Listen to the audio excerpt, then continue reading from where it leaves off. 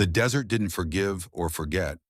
By late afternoon, the light over broken mesa burned red enough to stain the dust. Wade Carrick had spent most of 12 years watching that same light die behind the same line of stone cliffs. He'd learned to read the silence between the wind gusts, the way coyotes howled earlier when a storm was coming, or how the horses kicked at their stalls when strangers rode nearby. He didn't trust much anymore, least of all people. That day, he was rinsing the mud off his boots by the well when the sound came. Hoofbeats, slow and heavy, cutting across the hard ground from the South Trail. Not the kind of rhythm a man heard from soldiers or traders. It was uneven, drunk, tired, or both. Wade lifted his head, the sun cutting across his face.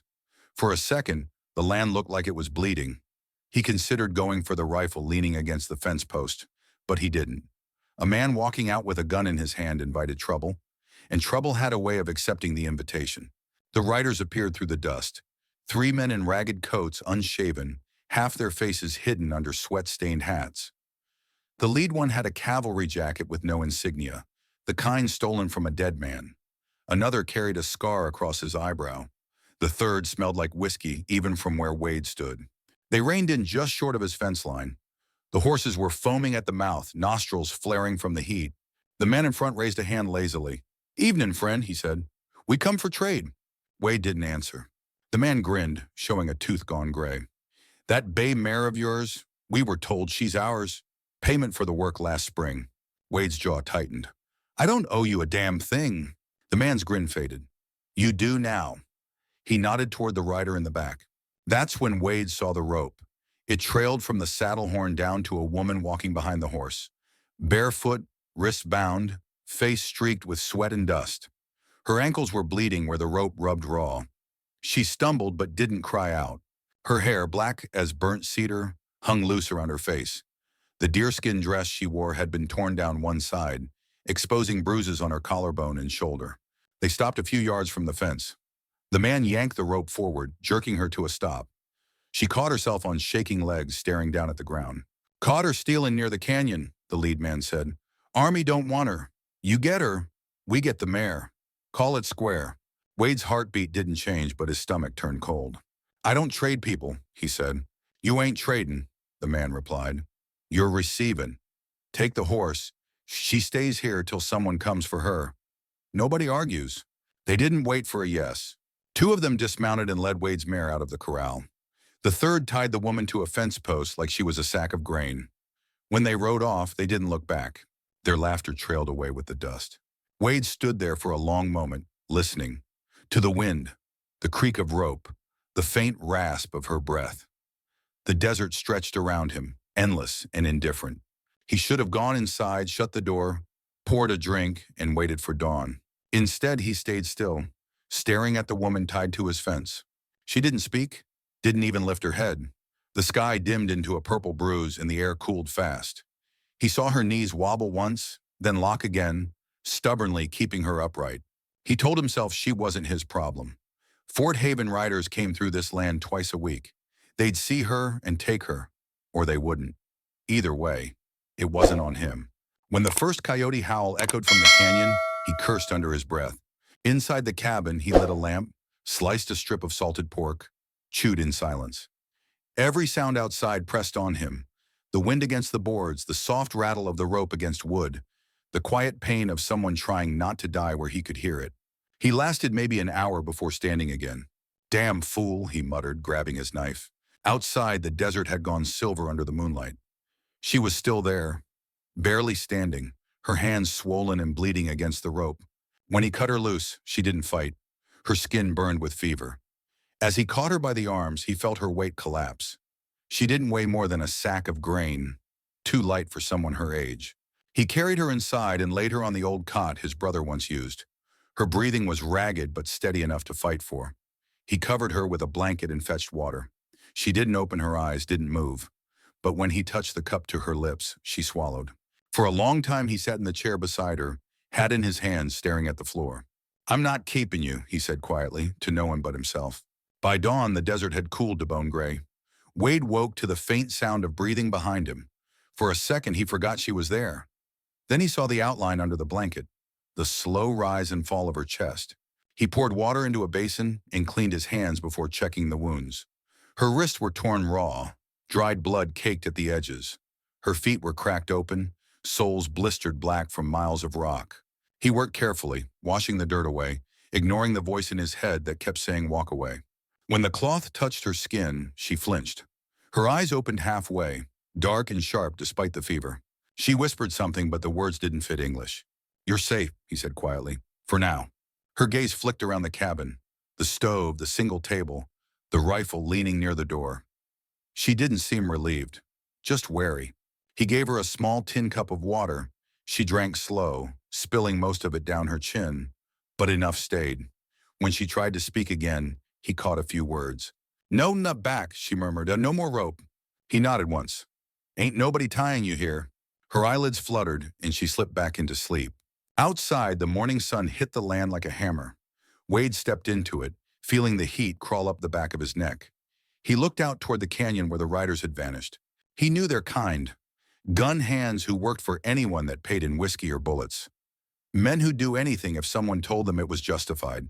He'd ridden with them once. That was a long time ago. He checked the corral. His best mare was gone. The loss stung, but the anger didn't come from losing the horse. It came from the simple, ugly truth that he hadn't stopped them. Back inside, the cabin was quiet again, except for the sound of her breathing. He poured himself coffee, sat down, and watched the dust motes drift in the sunlight. The woman's face had softened in sleep, but the bruises stood out against her skin like dark fingerprints. He couldn't guess her age. Maybe mid-20s, maybe younger. Too young to have seen the kind of violence carved into her bones. When she stirred again, he spoke low. "You got a name?" It took her a moment, then barely a whisper. "Ayana."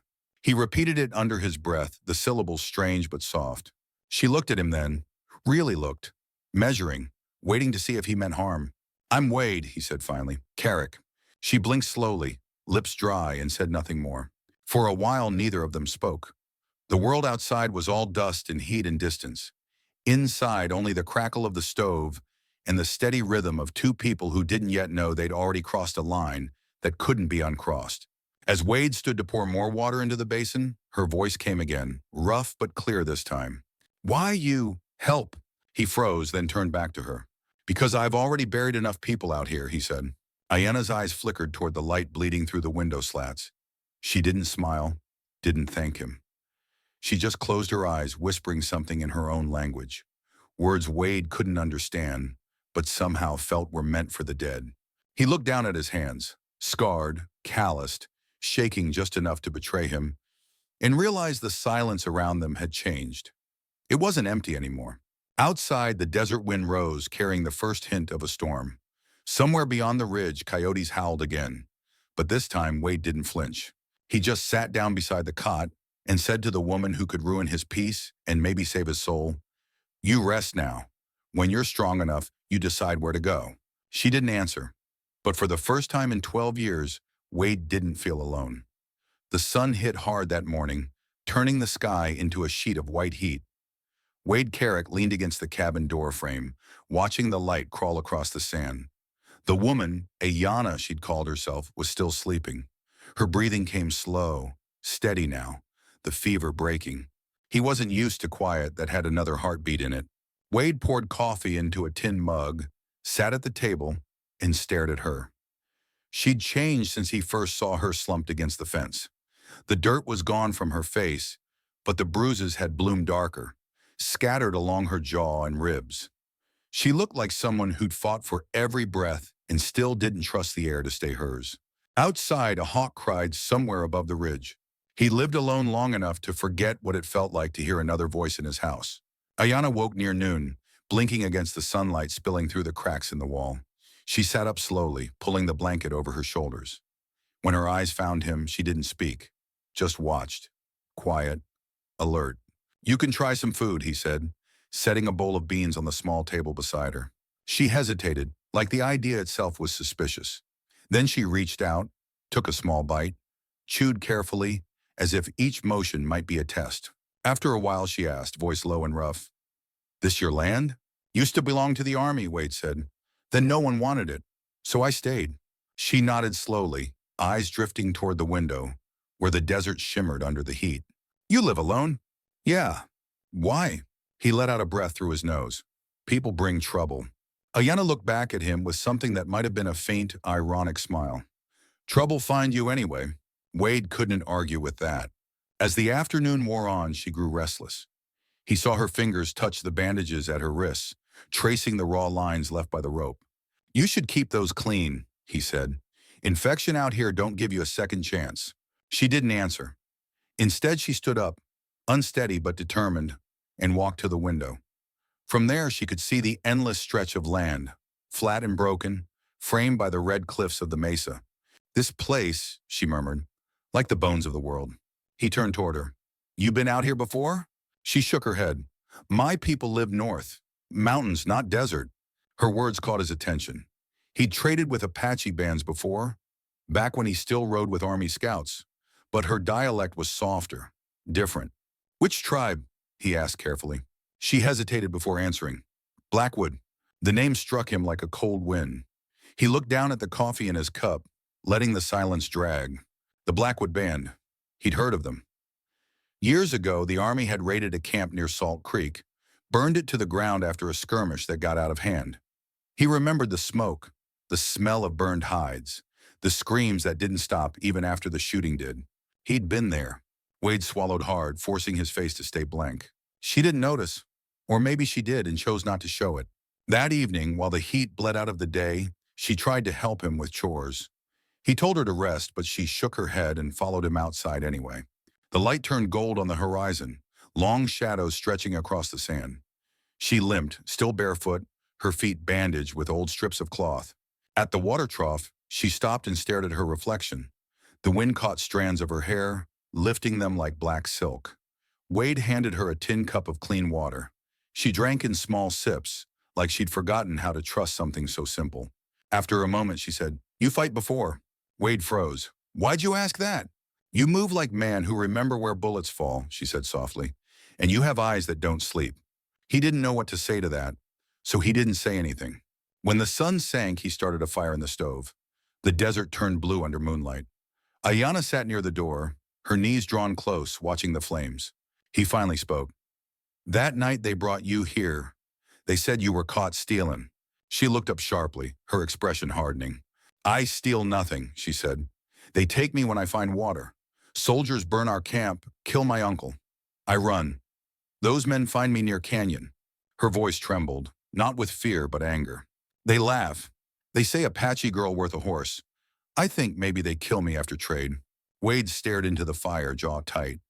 You ain't the first one they done that to. She looked at him. You know these men. Some types don't change much, he said. Used to ride with a few like 'em when I was scouting. They think everything's theirs if they got a gun in their hand. She tilted her head. You scout for Army? Wade hesitated, then nodded once. Long time ago. Ayana went quiet. The fire cracked between them. After a moment, she said softly, Then maybe you there. Where? Salt Creek. The name hit harder this time. He didn't answer right away. He couldn't. Ayana turned back to the fire, her face unreadable. We remember that name, she said. Smoke covered the sky 3 days. Men shoot even children. My mother died there. Wade's throat closed up.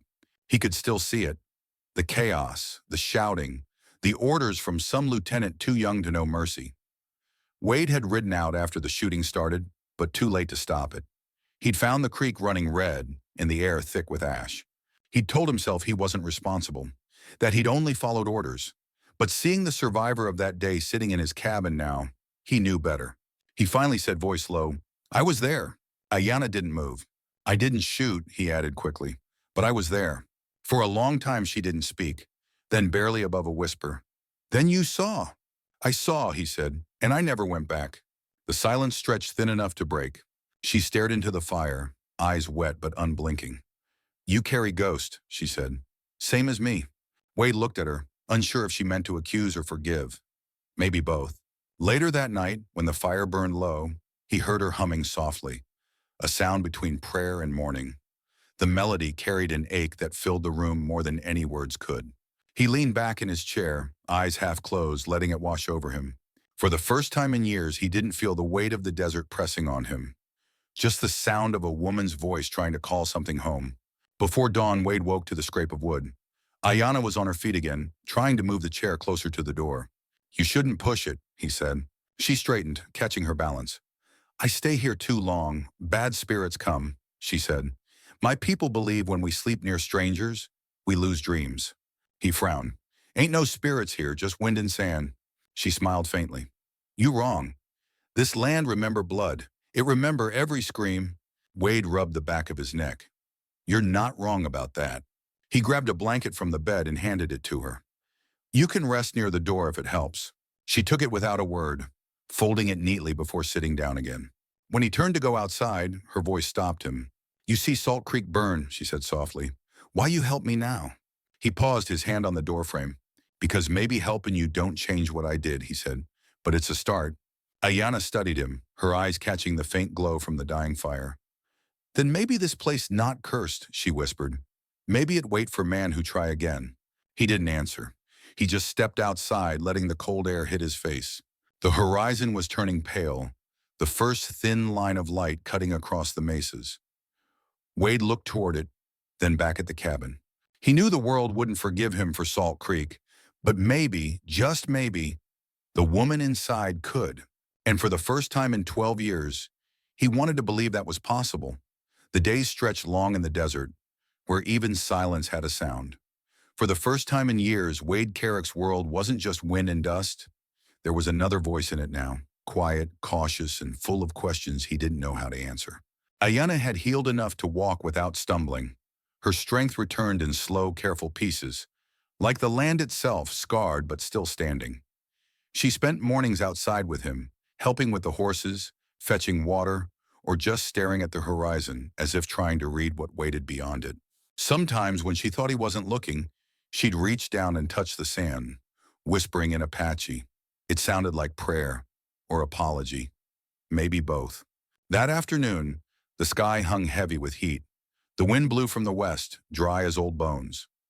Wade fixed the fence post near the corral, while Ayanna washed clothes by the trough. Her hands moved slow, deliberate, careful not to reopen the healing cuts on her wrists. "Storm's coming," Wade muttered, squinting toward the mesa ridge. She looked up. "You smell rain?" "Dust," he said, "and trouble." Ayanna smiled faintly. "You always expect trouble?" He leaned on the shovel. "Where I've been, trouble's the only thing that keeps its word." She nodded as if she understood more than he meant her to. "Then maybe you not alone anymore." Her voice was soft, but it caught him off guard. Wade turned away, pretending to check the sky again. By sundown, the wind shifted, carrying a chill that didn't belong to the desert. Coyotes cried in the distance, and the horses grew restless. Ayanna stood by the doorway, holding a blanket around her shoulders. "They feel it too," she said. "Feel what?" "Eyes." He frowned. "You think someone's watching?" She didn't answer, just pointed toward the far ridge. The light was fading, but Wade saw what she meant. 3 black shapes moved against the setting sun, too still to be deer, too distant to call out. His gut went cold. "Get inside," he said quietly. She didn't argue. When night fell, Wade sat by the window with his rifle across his lap. The desert glowed faintly silver under the moon. He waited, listening for hoofbeats or the clatter of boots. Hours passed, nothing. He almost convinced himself he'd imagined it, until the horses screamed. The corral gate crashed open. Wade was on his feet before the sound faded, rifle raised. "Stay down, unit," he shouted to Ayanna.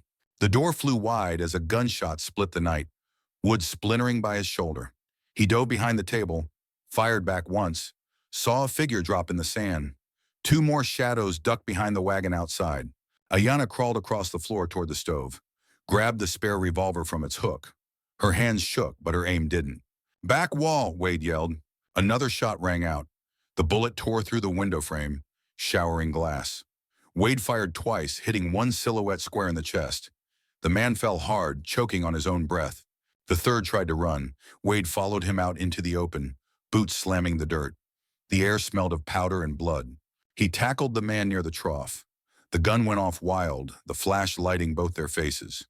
Wade slammed the butt of his rifle into the man's jaw. Once, twice, until the fight went out of him.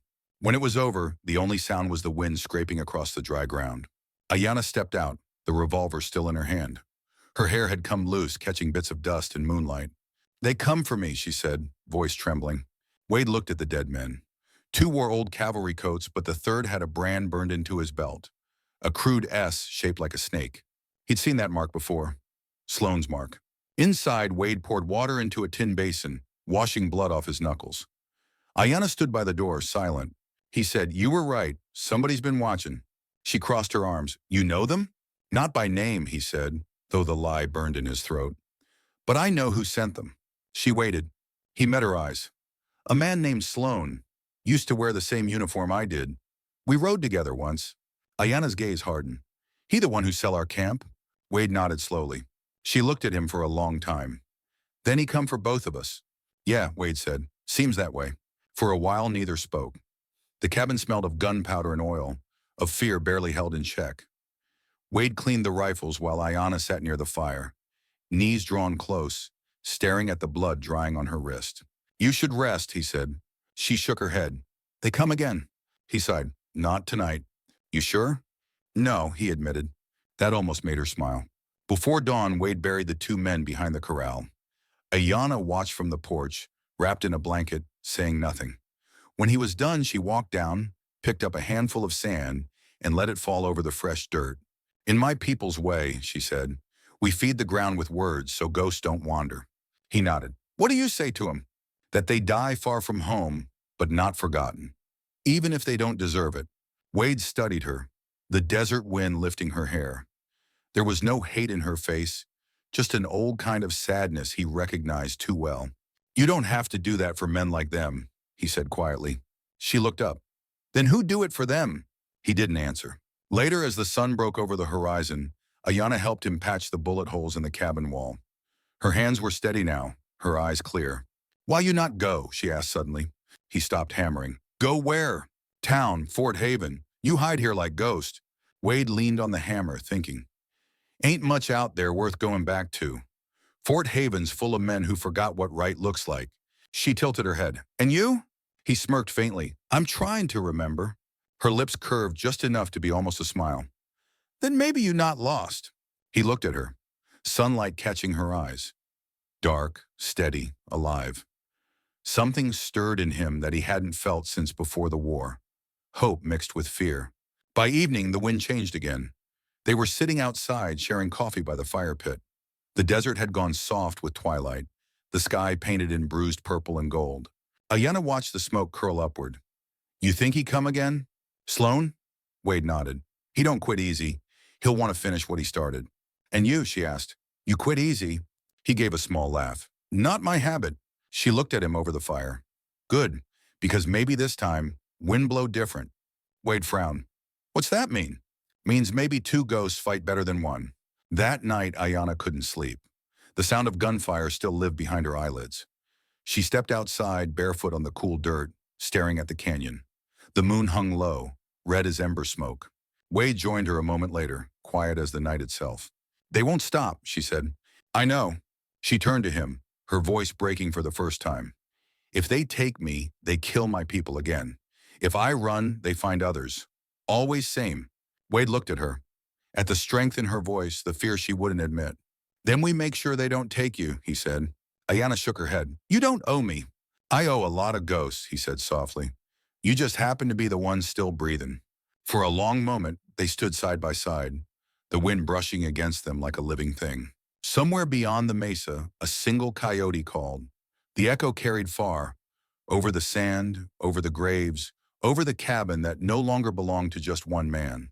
Ayanna whispered, "The wind remembers blood." Wade nodded. "Yeah, but maybe it remembers mercy too." The wind rose, carrying dust and the faint scent of rain. Neither of them moved. They just stood there under the red moon, two broken souls waiting for dawn and for whatever came riding with it. The desert woke early that morning. Too early. Even before the sun broke over the ridge, the horses were uneasy, snorting and shifting in their stalls. Wade Carrick stepped out of the cabin, rifle in hand, feeling the weight of the air. The sky had that thin blue color that meant something was coming. Not weather, not wind, but people. Behind him, the cabin door creaked open. Ayanna stepped out, her blanket pulled tight around her shoulders. "They're close, she said. He glanced at her. "You sure?" She pointed toward the east. "3 riders, maybe more. They follow tracks." Wade's eyes followed the line of her hand. Across the rising sun, faint specks moved along the ridge, shadows against the light. He didn't ask how she could tell. By now, he'd stopped questioning the things she knew. Within an hour, the shapes grew clearer. 3 riders, all mounted on painted horses, wearing the colors of the Apache Blackwood Band. Their hair was braided and dusted with ochre, their weapons old but cared for. The way they moved, quiet, smooth, deliberate, told Wade everything. They weren't wanderers, they were scouts. He lowered his rifle but didn't put it down. "You know him?" Ayanna nodded slowly. "My father's men." He froze. "Your father?" Her eyes didn't leave the approaching riders. Tanaya, the name carried through the air like a storm. Wade had heard it whispered in every saloon and army post, from Yuma to Prescott. Tanaya, the eagle of the Blackwood, the man who'd led the Apache resistance long after the army claimed it was over. And now his daughter stood on Wade's porch. The riders reached the cabin by mid-morning. They stopped just beyond the corral, dust swirling around their horses' legs. The lead scout dismounted first, a tall man with gray streaks in his hair and a scar across his cheek. He carried himself like a soldier, the kind that didn't take orders anymore. He called out in Apache. Ayanna answered. Her voice, clear and calm, carried across the sand. Wade didn't understand the words, but he didn't need to. He could feel the weight of them. Old loyalties, questions of blood, accusations that didn't need to be spoken. After a long silence, the man looked past her and fixed his gaze on Wade. "You," he said in broken English, "white man with rifle. You hurt her?" Wade shook his head once. "I saved her." The man studied him for a long moment, then spat into the dust. Ayanna stepped between them. "He speaks truth. He saved my life." That seemed to settle it. The scout turned his horse aside and spoke quietly to the others. When he looked back, he said something else in Apache, slower this time. Ayanna's eyes softened as she listened. "What did he say?" Wade asked quietly. She turned to him. "He says my father lives. He hunts the men who sold our camp. He knows the one called Sloan." Wade's chest tightened. "Then he'll come here." "Yes," she said softly. "He comes for me." The scouts didn't stay long. Before leaving, the gray-haired one handed Ayanna a small eagle feather wrapped in red cloth. She held it close for a moment before tying it into her hair. When they rode off, the wind picked up, and the dust rose behind them like smoke from a fire not yet seen. Wade watched them go, his gut twisting. "What happens when he finds you?" Ayanna looked down. "He will take me home, but not if he knows I stayed with you." Wade frowned. "You afraid of your own people?" "I am afraid of their pain," she said. "To them, I am the wound that won't close. A daughter who lived while others died." Her voice cracked on the last word, and for the first time since he met her, she looked small. Not like the warrior he'd seen holding a gun, but like someone who'd carried too much for too long. That night, the wind shifted east, bringing the smell of pine from the higher ridges. Ayanna sat outside by the fire, her hair braided tight, the eagle feather glinting in the flame. Wade joined her, setting down a tin of coffee. "You really think he'll come?" She nodded. 3 nights, when the moon is full, he will follow the scout's trail. "And when he does?" "I will stand before him," she said. "He will ask where I've been, who I've become, and I will tell him truth." Wade stared into the flames. "And if that truth gets you killed?" She turned her head toward him. "Better truth than silence." He didn't have an answer to that. Later, when the fire burned low, she said quietly, "You think your God forgive you for Salt Creek?" Wade's jaw tightened. "I stopped asking him to." Ayanna nodded. "My people say forgiveness not come from sky, it come from ground, where blood fall. If land forgets you, then you gone forever." He looked at her, the orange light painting her face in golden shadow. "And what about you? You forgive?"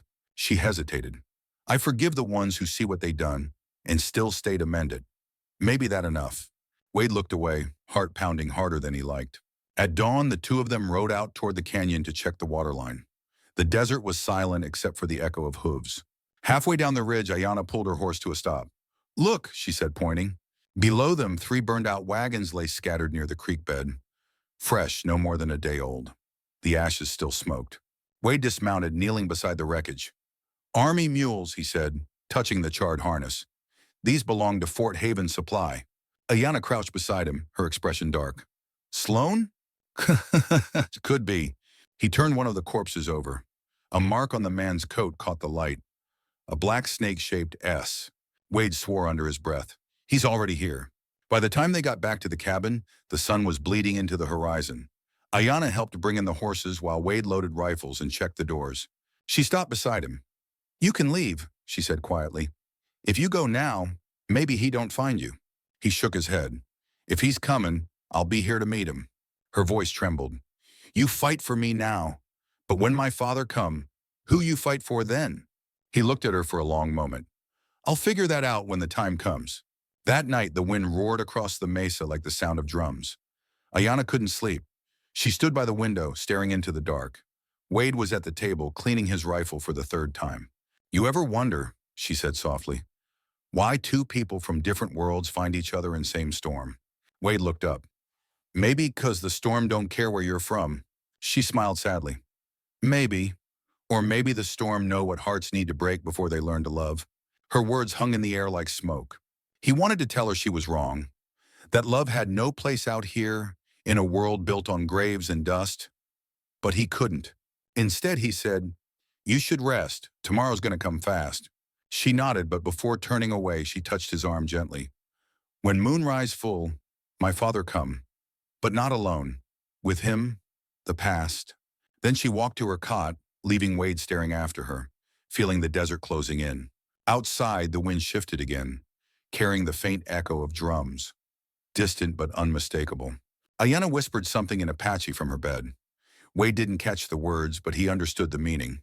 Somewhere out there, Tenaya the eagle was riding through the night, and when he arrived, the line between blood and mercy would finally be drawn. Wade sat by the fire until it died, his shadow flickering against the wall. For the first time since Salt Creek, he wasn't sure who the real enemy was. The man who'd ordered the killings, or the man who'd lived with them ever since. Either way, come the next moon, the desert would have its reckoning. By the third night, the moon rose full and white over the mesa, big as a lantern hanging in a sky gone black. The wind carried the smell of smoke from the north, faint but close enough to make the horses nervous. Wade Carrick sat by the door, rifle across his knees, waiting for what he already knew was coming. Ayanna stood by the window, her face silvered by the moonlight. She hadn't spoken in hours. She didn't need to. Everything between them had already been said in silence. The first sound came just before dawn, the low, steady rhythm of hooves. Then the echo of drums, deep and hollow, rolling across the desert like thunder trapped inside the earth. Wade stepped outside, his breath fogged in the cold air. Across the flat, he saw them. A dozen Apache riders, painted and armed, riding in a half-circle formation that glowed in the moonlight like moving shadows. At the front was a tall man wrapped in white buckskin and a red headband. His hair was long and streaked with gray. His eyes burned with a calm that could stop storms. Ayanna stepped past Wade, barefoot, her blanket trailing in the sand. She walked forward until she stood in front of the man. For a long time, neither spoke. Then she whispered a single word. "Father." Tenaya dismounted, slow and deliberate. The other riders stayed still, watching. He touched her cheek, fingers trembling, just enough for Wade to see. "You live," Tenaya said, voice deep as canyon stone. Ayanna nodded. "Because of him." Tenaya turned his gaze toward Wade. It was the kind of look that measured a man's soul and found every secret hiding there. "You took her?" he asked. "I saved her," Wade said. "Why?" "Because somebody had to." The air between them felt heavy enough to break. Tenaya's men shifted, hands near their rifles. Wade didn't move. Finally, Tenaya said, "You wear the smell of soldiers, Salt Creek." Wade's throat tightened. "I was there." Tenaya's eyes darkened. "Then you saw what your people did." "I saw," Wade said, "and I've been trying to make it right ever since." Tenaya stared for a long moment, then looked at his daughter. "And you stay with him? A white soldier?" Ayanna's voice didn't waver. "I stayed with the man who remembered mercy." The old chief's gaze softened, just slightly. "Mercy," he said. "That word dies easy in this land." He looked back at Wade. "There is still blood between us. The man called Sloan, he rides from Fort Haven with guns. He hunts what he cannot kill with lies." Wade felt the truth like a knife. "He's coming here." Tenaya nodded. "Before dawn." They worked together without another word. Wade checked the rifles. Ayanna refilled the water skins. Tenaya's men took positions around the cabin, eyes scanning the horizon. By the time the first light cracked the sky, Sloan's riders appeared. 6 men in army dusters, rifles glinting. The silence before the gunfire was the longest second Wade ever lived. Then the desert exploded. Bullets tore through the air. Horses screamed. Dust and fire mixed until the world vanished in smoke. Wade fired from the doorway, dropping one man then another. The Apache answered with arrows and rifle bursts from the ridges. Sloan himself rode forward, calm as a snake in the grass. His black hat tilted low, his mouth twisted into a grin Wade remembered all too well. "Carrick," he shouted, "you picking sides again?" Wade stepped out into the open, his rifle steady. "Looks like you brought enough men to lose proper." Sloan laughed and fired. The bullet grazed Wade's shoulder, spinning him backward. He hit the ground hard, pain exploding down his arm. Ayanna screamed his name and ran out, firing the revolver she'd carried since that night. The shot hit Sloan's horse, sending the animal rearing. Sloan fell, rolled, came up cursing. Tenaya moved like lightning. One arrow loosed from the ridge struck Sloan's leg. He stumbled, fell to one knee.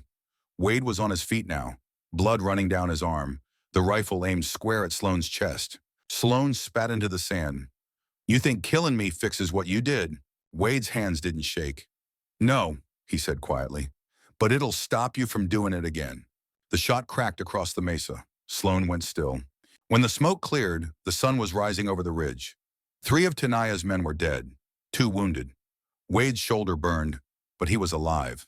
Ayanna knelt beside him, pressing her hand over the wound. "You fool," she whispered. "You could have died."